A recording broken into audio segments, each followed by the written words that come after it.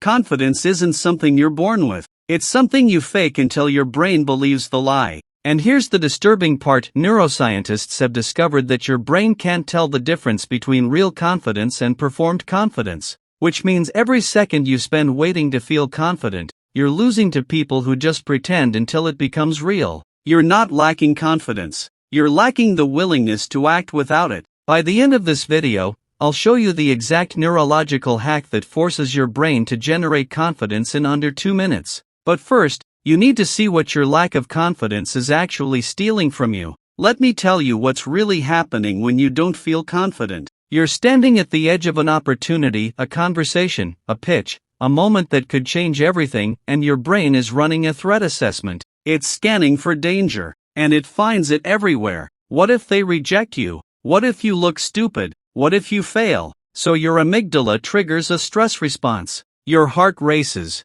your palms sweat, your mind goes blank, and you interpret these physical sensations as proof that you shouldn't act. But that's not what's happening. Your body is preparing you for action, and you're mistaking preparation for warning. Here's what nobody tells you. Confidence is not the absence of fear. Confident people feel the exact same physical sensations you do. The same doubt, the same anxiety, the same voice saying you're not ready. The difference is they've trained themselves to reinterpret those signals. Where you see fear as a stop sign, they see it as activation. Where you feel nervousness and retreat, they feel nervousness and advance. Same biology, different meaning, and the meaning you assign determines everything. Now here's the part that's going to hurt. Every time you avoid something because you don't feel confident enough, you're training your brain that the fear was valid. You're reinforcing a neural pathway that says, when I feel uncertain, I stop. And your brain learns fast. After enough repetitions,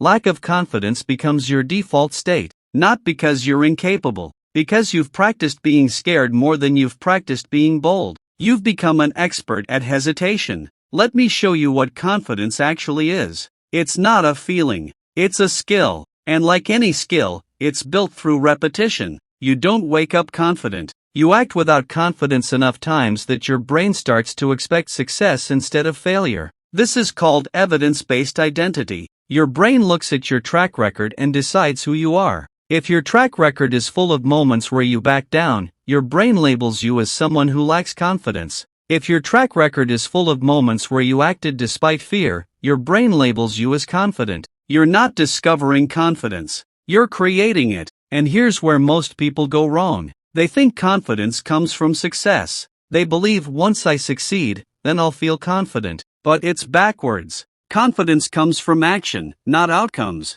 Every time you do the thing that scares you, whether it works or not, you're building confidence. Because confidence isn't I know this will work. Confidence is I'll be okay even if it doesn't. That's the shift. You stop needing guarantees. You start trusting your ability to handle uncertainty. Now let me tell you what lack of confidence is actually costing you. It's not just missed opportunities. It's a warped sense of reality. When you lack confidence, you overestimate risks and underestimate your ability to handle them. You see rejection as catastrophic when it's just information. You see failure as identity when it's just feedback. You're not seeing the world as it is. You're seeing it through a lens of fear, and that lens is making you smaller than you actually are. Here's the brutal truth. People can smell lack of confidence. They don't consciously know what they're detecting, but they feel it. When you walk into a room uncertain, your body language changes. Your voice changes, your energy changes, and people respond to that energy. They treat you the way you're telegraphing you deserve to be treated. You think you're hiding your insecurity, but it's leaking out of every micro-expression, every hesitation, every word you don't say, and it's costing you respect, opportunities, and relationships. But here's what happens when you show up with confidence, even fake confidence. People believe you, not because you're perfect, because you're certain. Certainty is magnetic. When you speak with conviction, people lean in. When you act like you belong, people assume you do. This is the psychology of presence. Your external state shapes how others perceive you, and how others perceive you shapes how you perceive yourself. It's a loop, and right now, you're in a negative loop, but you can reverse it. Let me show you the science. When you adopt a confident posture, shoulders back, chest open, head up, your brain releases testosterone and reduces cortisol. You're literally changing your neurochemistry through body language. Amy Cuddy's research at Harvard proved this. 2 minutes in a power pose increases your confidence by 20%.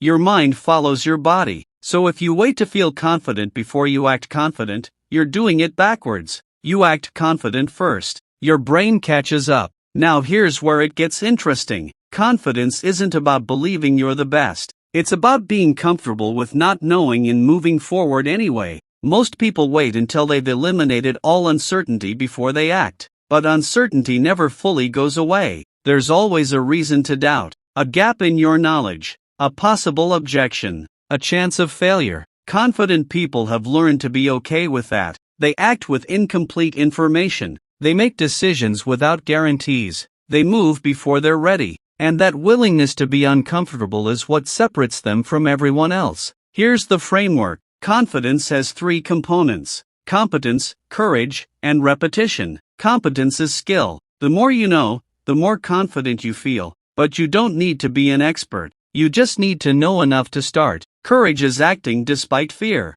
This is non-negotiable. Repetition is doing it over and over until your brain stops resisting. Most people focus only on competence. They study endlessly and never act. But competence without courage is useless. And courage without repetition doesn't stick. Let me give you an example. Public speaking. Most people are terrified of it. Why? Because they've done it rarely or never. Their brain has no evidence that they can survive it. So every time they think about speaking, their amygdala screams danger. But if you force yourself to speak in public 10 times, something shifts. By the 5th time, your brain realizes you didn't die. By the 10th time, it's boring. The fear doesn't disappear, but it stops controlling you. That's confidence. It's desensitization through exposure. Now here's what most people miss. You don't need to feel confident to appear confident, and you don't need to appear confident to build real confidence. You just need to act. The feeling follows the action,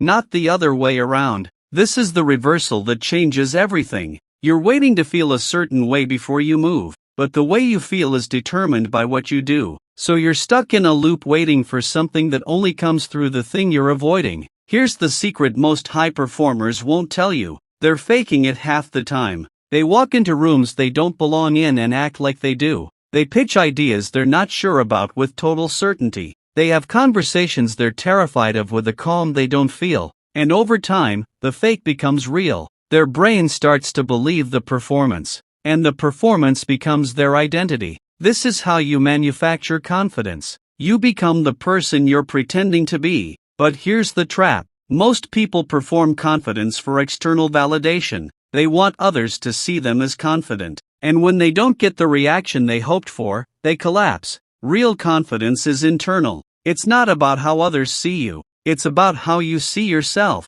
And you build that by keeping promises to yourself. Every time you say you're going to do something and you do it, especially when it's hard, you're depositing into your self-trust account. And self-trust is the foundation of confidence. Let me tell you what happens when you don't act. Your brain creates a story to explain your inaction. And that story is never "I chose not to." It's always "I couldn't." "I wasn't good enough." "I wasn't ready." "I didn't have what it takes." And over time, that story becomes your identity. You start to believe you're the kind of person who can't, who isn't capable, who doesn't have confidence. But that's not truth. That's just the story your brain invented to protect your ego from the reality that you chose comfort over growth. Now here's the method I promised you. It's called the alter ego effect. Elite athletes use this. Performers use this. Anyone who needs to summon confidence on demand uses this. You create a version of yourself that embodies the traits you need. You give that version a name,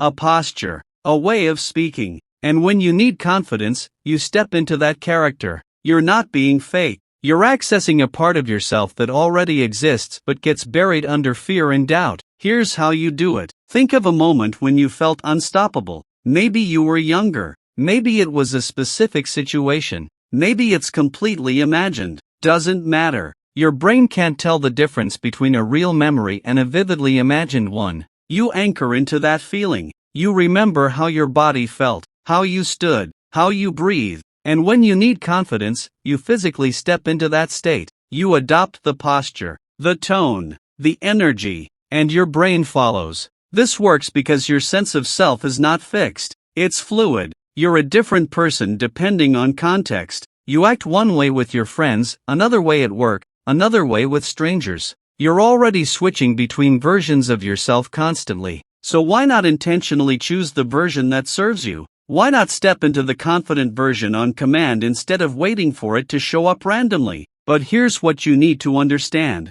This only works if you commit fully. Half-hearted confidence is worse than no confidence, because people sense the incongruence. Your words say one thing but your energy says another, and that creates distrust. So when you step into confidence, you go all in. You don't hedge. You don't apologize for taking up space. You embody it completely, even if it feels like a performance. Especially if it feels like a performance. Now let me tell you what's going to happen in the next 24 hours. You're going to have a moment where you need confidence, a conversation, a decision, an opportunity, and you're going to feel the familiar fear, the doubt, the urge to retreat. And in that moment, you have a choice. You can listen to the fear and stay small, or you can remember that confidence is a choice, not a feeling. You can choose to act as if you're confident, not because you are, because you've decided to be. Here's the shift. Stop asking, am I confident enough? Start asking, am I willing to act anyway?